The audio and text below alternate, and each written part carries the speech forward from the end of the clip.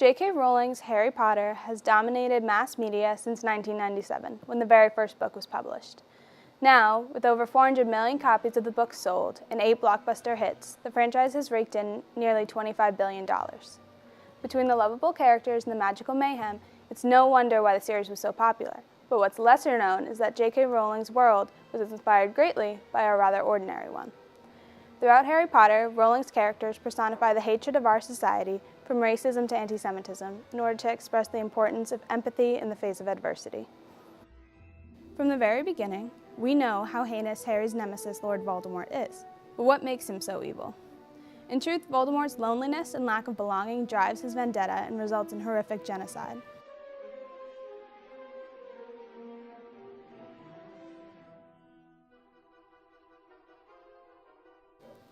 As a direct result of his tragic childhood and blood stages, Voldemort launches an attack on Muggles and Muggleborns alike. This blind hatred is appalling, as innocent people are brutally killed and tormented. In Harry Potter and the Chamber of Secrets, Voldemort uses a basilisk to attack students at Hogwarts who are Muggleborn. In that same installment, Hermione is hatefully called a mudblood, which we soon discover is a very cruel, derogatory way of addressing someone with non-magical parents. No one asked your opinion, you filthy little mudblood.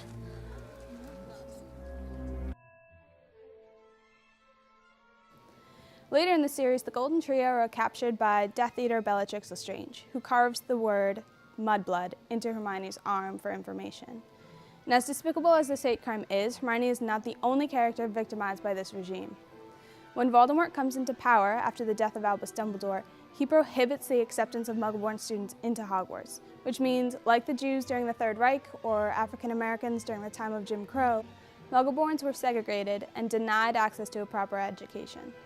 These minorities, fictional and all too real, were segregated and separated from the world and the fullness thereof, driven out of the society of the human race. Another example of discrimination in the text would be the house elves. Despite being incredibly powerful, house elves are forced to serve wizard families as slaves. House elves were subjected to abuse and torture in addition to a life sentence of service, purely because wizards viewed them as inferior. Why don't you sit down? Sit down. Sit down. Dobby, shush, I'm sorry. I didn't mean to offend you or anything. Even a hero like Ron Weasley struggles to treat house elves properly from time to time. Rowling doesn't stop there, however. Hippogriffs are also subjected to a sense of racism, even though they are more of an animal than a person. In the third installment, Harry and his friends seek to save a hippogriff named Buckbeak from his death sentence, because the creature was falsely accused of attacking a wizard. In the book, Hagrid explains how the Department of Magical Creatures is corrupt, and they have never sided with a non-wizard, regardless of the circumstances. This is not unlike the all-white juries that preyed upon blacks and sentenced them to death by firing squad on more than one occasion. Rowling believes in acceptance and fairness wholeheartedly. Rowling herself has endured great tragedy and hardship, from domestic violence to severe poverty. And so the purpose of her work isn't to teach kids how to serve a political agenda, nor is it mere propaganda. But it does emphasize the importance of resilience and the power of love. She implements a strong heroine that is not only a woman, but a Muggle-born as well. Hermione Granger is undoubtedly a powerful witch, but she is also incredibly kind. She stands up for the injustice surrounding Buckbeak's trial, and she goes on to form Spew, through which she creates massive reform of house elves' rights.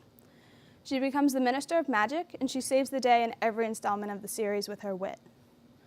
While Ron Weasley may have taken some convincing, he supports his wife and learns to value the work of house elves. By creating heroes who are not of perfect lineage, that are still brave, strong, and loving, Rowling shows kids that it's okay to be different, and that the important thing in life is about who we decide to be. Ask Sirius Black if you don't believe me. The world isn't split into good people and Death Eaters. We've all got both light and dark inside us. What matters is the part we choose to act on. That's who we really are. It is the pairing of villains overwhelmed with hate and heroes driven by love that conveys Rowling's desire for a world free from discrimination.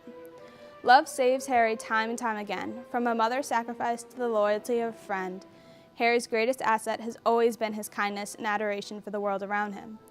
When our beloved hero battles against Lord Voldemort in the 5th installment, he is reminded of a crucial difference between himself and the hateful Dark Lord. And you'll never know love or friendship. And I feel sorry for you. Harry could have let his nemesis take over, and he could have given in to the anger and the grief of losing someone he loved. But instead, Harry warns Voldemort that his hate has forced him to live a life without companionship, which is why he will inevitably lose. While the bad guys torment those who are different, the heroes always defend the underdogs. Rowling's heroes not only save the world, but they change the way others see the world. Her heroes have the capacity for empathy, which allows them to identify injustice and respond accordingly. While Socrates feared that children exposed to popular art forms and stories without distinction would take into their souls harmful and negative messages, I do not think that this applies to Harry Potter. I tend to agree with Plato that art should aim to instruct and uplift. Harry Potter offers children, as well as adults, an escape from the often grim and painfully ordinary world we live in, and allows all readers to experience innocent magic. With that in mind, the series is not limited to mere fantasy. Harry Potter conveys all too real topics such as racism and anti-Semitism to purely blind hatred. But it goes one step further than merely addressing these issues. The series teaches children and reminds adults how to challenge xenophobia by enforcing the vitality of love and the necessity for kindness even in war.